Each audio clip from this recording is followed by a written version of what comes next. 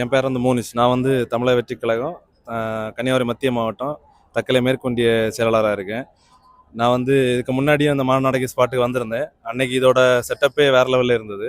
ஆனால் இன்னைக்கு நான் வந்ததை பார்க்குறப்போ 2-3 நாளாகவே மக்கள் வந்து இங்கே வந்து ஃபுல்லாக கண்டினியூஸாக வந்துட்டே இருக்காங்க. இது ஒரு திருவிழா மாதிரி தான் நடந்துட்டு இருக்கே தவிர ஒரு கட்சியோட மாநாடுன்னு சொல்லவே முடியாது. நீங்கள் யார் வேணாலும் இதை பார்த்தாலே உங்களுக்கு தெரியும். நியூஸ்லேயும் சரி, சோசியல் மீடியாலையும் சரி, எல்லாரும் பார்த்துருப்பீங்க. உங்களுக்கு இதை பார்க்கும்போதே இது ஒரு நார்மலான கட்சி மாநாடு போல் யாருக்குமே தெரியாது.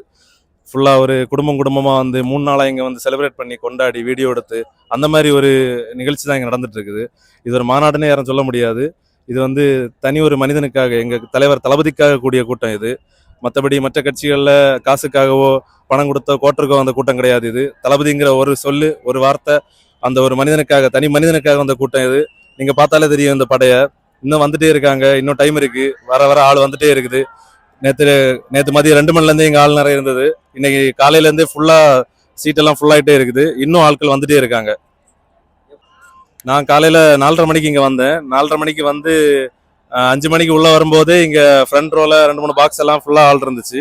அதுக்கப்புறம் நாங்கள் கொஞ்சம் வெளியில் போயிட்டு வந்தோம். அதுக்கு முன்னாடி நான் பார்த்த மேக்ஸிமம் உள்ள பாக்ஸ் எல்லாம் ஃபுல்லாகிடுச்சு. ஏரியா எல்லாமே ஃபுல்லாகிடுச்சு. இப்போ ஒன்றா ஃபுல்லாகிட்டே இருக்குது. வெயில் பயங்கரமாக இருந்தது. ஆனால் வெயிலை நீங்கள் பார்த்தாலே தெரியும். இவ்வளோ வெயில்லையும் யாருமே இந்த இடத்த விட்டு நகராம தலைவரை பார்க்கணுங்கிற ஒரு எண்ணத்துல தளபதிக்காக இங்க எல்லாரும் இந்த வெயிலே வந்து கூடியிருக்காங்க. நீங்க பார்த்தாலே தெரியும்.